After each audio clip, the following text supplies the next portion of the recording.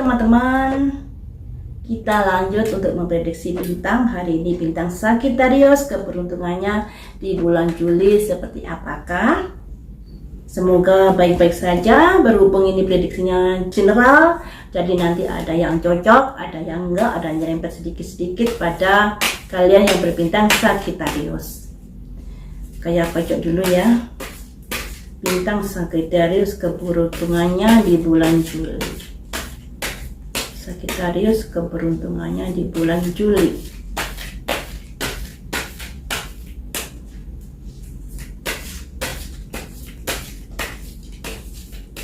Sagittarius untuk asmaranya ada cinta teman-teman. Selanjutnya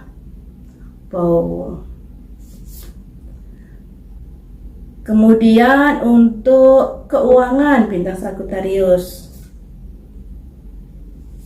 keuangan harus dipertimbangkan kalau mau mengeluarkan ya. Ke karir sekarang, karir bintang Sagittarius. Selanjutnya untuk kesehatan bintang Sagittarius. Artinya seperti ini. Untuk asmara, kamu sudah menjalin sebuah kedekatan, sebuah hubungan. Tapi di sini ada sifat-sifat yang kaku, yang terlalu otoriter. Nah, makanya harus mempertimbangkan kembali hubunganmu. Sifat otoriter ini bisa dari kamu atau bisa dari pasanganmu ya teman. Di sini hubungan kalian sudah terjalin, sudah bagus, tapi sifat-sifat ego yang begitu tinggi, yang kaku, harus mengikuti aturan begini begitu. Pada akhirnya harus dipertimbangkan lagi hubunganmu, pertimbangkan lagi, atau harus diseimbangkan sifat-sifat tersebut. Jangan terlalu seperti itu. Andai kata sifat ini kamu miliki, harus mulai meluruhkan ego, harus bisa lebih lunak lagi seperti itu. Dan di sini dilambangkan balance ya, keseimbangan. Jadi harus dipikir-pikir dulu bagaimana sifat dari pasanganmu. Andai kata ini yang kamu miliki sifat ini, karena Sagittarius ini orangnya kalau bicara langsung tes gitu ya. Membuat mungkin nantinya akan ada kendala ketika kamu tidak bisa menyelami sifat dari pasanganmu. Kalau sifat pasanganmu open sih nggak masalah, tapi kalau sifat pasanganmu peka, yang terjadi malah bisa tersinggung. Makanya di sini harus ada simbol balance ya teman-teman. Kamu harus bisa melihat dulu siapa yang kamu ajak bicara. Tes boleh, apalagi itu adalah sebuah kejujuran, sebuah hal yang perlu diungkapkan. Tapi harus melihat dulu siapa yang kamu ajak bicara, bagaimana karakternya. Karena di sini ada hal-hal yang kurang bagus di sini yang membuat hubunganmu harus diseimbangkan di sini.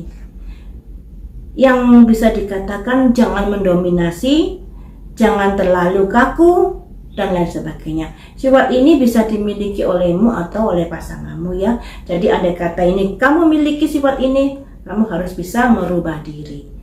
Sarannya seperti itu. Selanjutnya untuk keuangan. Keuangan di sini ada kondisi yang keteteran di masalah keuangan, mungkin karena kebutuhan, dan makanya di sini harus dipertimbangkan dulu masa-masa sebelum kamu mengeluarkan keuangan, apalagi kalau untuk bersenang-senang. Nah, coba diabaikan dulu untuk senang-senangnya ini, fokuslah pada kebutuhan primer, kebutuhan pokok.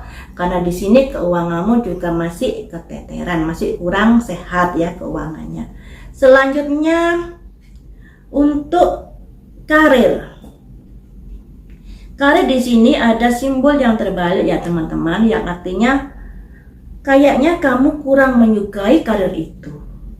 Tapi sebenarnya karir itu adalah dimana kamu bisa mendapatkan cuan.